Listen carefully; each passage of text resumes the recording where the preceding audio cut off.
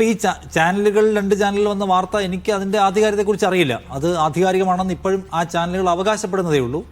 പൂർണ്ണമായിട്ടുള്ള പ്രൂഫ് അവർ മുന്നോട്ട് വെച്ചിട്ടില്ല. തെളിയിക്കുന്ന രേഖകൾ അവർ കുടുംബമായിട്ട് നിരന്തരമായി കോൺടാക്ട് ചെയ്തിട്ടുണ്ടെങ്കിലും CDR ഒന്നും നമ്മുടെ മുമ്പിൽ അവർ വെച്ചിട്ടില്ല. എന്ന് മാത്രമല്ല കേരള പോലീസ് സ്ഥിരീകരിച്ചവരല്ല എന്നാണ് പറഞ്ഞിട്ടുള്ളത്. ഇന്റർപോളിൻ്റെ വെബ്സൈറ്റിൽ പേരും പടമുള്ള ആളാണ് ഇദ്ദേഹം. ഇന്റർപോൾ ഇതിൻ്റെ തരത്തിലുള്ള ആക്ഷൻ എടുത്തായിട്ടുള്ള വിവരങ്ങളില്ല. സോ അതുകൊണ്ട് തന്നെ നമുക്ക് ഇതൊരു ആധികാരിക സംഗതിയാണെന്ന് പറയാൻ കഴിയില്ല. ഒരു പക്ഷേ ആധികാരികമാകാം, അല്ലാതിരിക്കാനുള്ള ചാൻസസ് ആർ ദെയർ. അതുകൊണ്ട് അതിനെ പിന്തുണച്ചുകൊണ്ട് വർത്തമാനം പറയുക നമ്മളെ സംബന്ധിച്ച് സാധ്യമായിട്ടുള്ളൊരു കാര്യമല്ല. ഒരു ചാനൽ അത് ഇദ്ദേഹം തന്നെയാണ്, അദ്ദേഹത്തെ ഞങ്ങൾ തെളിവുകളുമായി പോയി തളച്ചിരിക്കുന്നു എന്ന് ഇപ്പോഴും എഴുതി കാണിക്കുകയാണ്. സോ അതുകൊണ്ട് അത് അവരുടെ കോൺഫിഡൻസ് ആണ്. നമുക്കത് എടുക്കുന്നതിനും നാട്ടുകാർക്കത് വിശ്വസിക്കുന്നതിനും ഇനിയും അതോറിറ്റീസിൻ്റെ ഒരു സാക്ഷ്യപത്രം വേണം, പോലീസ് സ്ഥിരീകരിക്കണം, ഇന്റർപോൾ എന്തെങ്കിലും നടപടിയെടുത്താലേ പറ്റുള്ളൂ. നമുക്ക് സംശയം തോന്നുന്ന കുറേ കാര്യങ്ങളുണ്ട്. ഇപ്പോൾ ഈ പറഞ്ഞ മാധ്യമ സ്ഥാപനങ്ങൾക്ക് ഈസിയായി ട്രാക്ക് ചെയ്യാൻ കഴിയുന്ന ഒരാൾ, അല്ലെങ്കിൽ ഏതെങ്കിലും തരത്തിലുള്ള ഇങ്ങനെ വ്യക്തികൾക്ക് അന്വേഷിച്ചാൽ പിടിക്കാൻ കഴിയുന്ന സൈബർ എക്സ്പേർട്ടുകൾക്ക് പറ്റുന്ന ഒരാൾ. സൈബർ എക്സ്പേർട്സ് പോലീസിനകത്തുണ്ടല്ലോ. പോലീസിനെ സംബന്ധിച്ച് അവരുടെ ആത്മാഭിമാനത്തെ ഏറ്റവും കൂടുതൽ ക്വസ്റ്റ്യൻ ചെയ്തിട്ടുള്ള ഒരു കേസാണിത്. ഈ സർക്കാർ വന്നതിന് ശേഷം തന്നെയും അത് വീണ്ടും അന്വേഷിക്കാൻ പോകുന്നുള്ള വലിയ കഥയൊക്കെ നമ്മൾ കേൾക്കുകയും ചെയ്തിരുന്നു. സോ അതിനിടയ്ക്ക് അവർക്ക് കഴിയാത്ത ഒരു കാര്യം വ്യക്തികൾക്ക് കഴിയുന്ന അത്ഭുതം ഉണ്ടാക്കുന്ന കാര്യമാണ് എന്നത് ശരി എനിക്ക് തോന്നുന്നു. രണ്ടാമത്തെ കാര്യം, ഇയാൾ പിടിക്കപ്പെടാൻ ഇപ്പോഴും ജീവിച്ചിരിക്കുന്നു എങ്കിൽ, ഇപ്പോൾ ജീവിച്ചിരിക്കുന്ന ഒരാൾക്ക്, ഞാൻ പറഞ്ഞു ഇപ്പോൾ ജീവിച്ചിരിക്കുന്ന ഒരു മനുഷ്യനെ സംബന്ധിച്ച് ഡിജിറ്റൽ ഫുട് പ്രിൻറ്റ്സ് ഇല്ലാതെ നിങ്ങൾക്ക് ഏതെങ്കിലും തരത്തിലുള്ള ഒരു ഡിജിറ്റൽ സംഗതി അവശേഷിപ്പിക്കാതെ ജീവിക്കുക സാധ്യമല്ല. അല്ലെങ്കിൽ നിങ്ങൾ എവിടെ താമസിക്കണം? ഗുഹയിൽ താമസിക്കണം.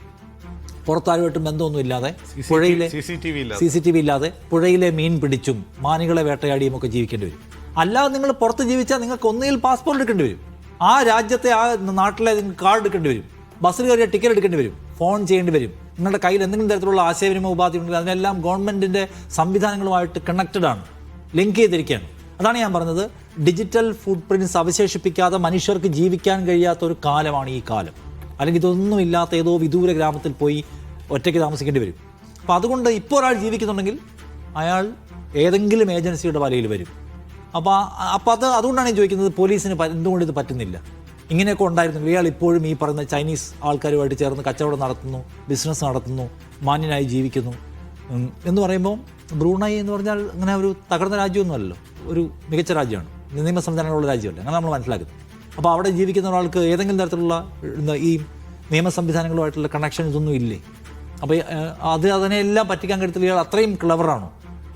ഒരു സാധ്യത ഇയാള് രാജ്യം വിട്ടു കാണുമല്ലോ, ഈ കൃത്യം നടത്തിയിട്ട് അയാളുടെ കള്ള പാസ്പോർട്ടിൽ രാജ്യം വിട്ടു. ആ ചെന്ന് കയറിയ രാജ്യത്ത് അയാളൊരു ക്രിമിനൽ കുറ്റം ചെയ്ത് ഒരു ജീവപര്യന്തം, എക്സാക്ട് ജീവപര്യന്തം, ലൈഫ് സെന്റൻസിന് അടിമ അയാൾ ജയിലിൽ കിടന്ന് അവിടെ തന്നെ കിടന്ന് മരിച്ചു പോയാൽ, അല്ലെങ്കിൽ അവിടെ തന്നെ ഇപ്പോഴും കിടപ്പുണ്ടെങ്കിൽ ഒരു പക്ഷേ ആർക്കും ഒന്നും കണ്ടെത്താൻ കഴിഞ്ഞു പോകാറില്ല. പക്ഷേ അതൊരു പോയിന്റാണ്. അകത്താണെങ്കിൽ ഒന്നും ചെയ്യാൻ പറ്റില്ല, പുറത്തൊരു ഇൻഫർമേഷനും കിട്ടത്തുമില്ലല്ലോ. അയാളുടെ നാടകം അന്വേഷിച്ച് പോകാൻ വിലാസവും തെറ്റായിരിക്കും. വലിയ ക്ലവറായിട്ടുള്ള ആൾക്കാരുണ്ടെങ്കിൽ പറ്റിക്കാനൊക്കെ പറ്റും. പൂർണ്ണമായിട്ടും വ്യാജ പേരിലും വ്യാജ പാസ്പോർട്ടിലും ഒക്കെ ഒരു സിസ്റ്റത്തെ പറ്റിക്കാൻ ഇപ്പോൾ എല്ലായിടത്തും മറ്റു പല രാജ്യങ്ങളിലും ഇങ്ങനെ വ്യാജമായി താമസിക്കുന്ന ആൾക്കാരുണ്ട്. എല്ലാവരെയും ട്രാക്ക് ചെയ്യുകയും ഡീപ്പോർട്ട് ചെയ്യുകയും ചെയ്യുന്നില്ല. സോ എന്നാലും കുറേ ക്വസ്റ്റ്യൻസ് അതിനകത്ത് ബാക്കിയാണ്. കാരണം ഇന്ത്യയിലെ പോലീസ് സംവിധാനം ആകെ ആഞ്ഞ് പരിശ്രമിച്ച ഒരു കേസിനകത്ത് അവർക്ക് ഇത്തരം സംഗതികളൊന്നും കണ്ടുപിടിക്കാൻ ഇത്ര കാലമായിട്ട് കഴിയാതിരിക്കുക, ഇദ്ദേഹം ഇപ്പോഴും ഇത്രയും ആരോഗ്യ ദൃഢഗാത്രനായി ജീവിക്കുക, സിസ്റ്റം മുഴുവൻ കബളിപ്പിക്കപ്പെടുക എന്നൊക്കെ പറഞ്ഞാൽ ആകപ്പാടെ കുറേ കുഴമറിച്ചുകൾ അതിനകത്തുണ്ട്. അതുകൊണ്ട് ഞാൻ പറയുന്നത് അവസാനിപ്പിക്കാൻ പോകുന്നുള്ള വാർത്തയാണ് ഇപ്പോൾ വന്നത്. അതിൻ്റെ പിന്നാലെ ഇദ്ദേഹത്തെ കണ്ടെത്തിയെന്ന് 2 ചാനലുകൾ പറയുകയും ചെയ്യുന്നു. ഒരു ചാനൽ അതിനകത്ത് ആഞ്ഞു നിൽക്കുന്നു, ഇദ്ദേഹം തന്നെ, ഒരു മാറ്റവും ഇല്ല എന്നിരിക്കെ. അപ്പോൾ അവരുടെ കോൺഫിഡൻസിന് ആധാരമായിട്ടുള്ള വിവരങ്ങൾ എന്താണെന്നുള്ളത് പുറത്തു വരണം. കേരള പോലീസ് അതിനകത്തൊരു സ്റ്റേറ്റ്മെൻറ്റ് വരുമ്പോഴാണ് ഇനിയും കമൻറ്റ് ചെയ്യാൻ പറ്റുമെന്ന് എനിക്ക് തോന്നുന്നു.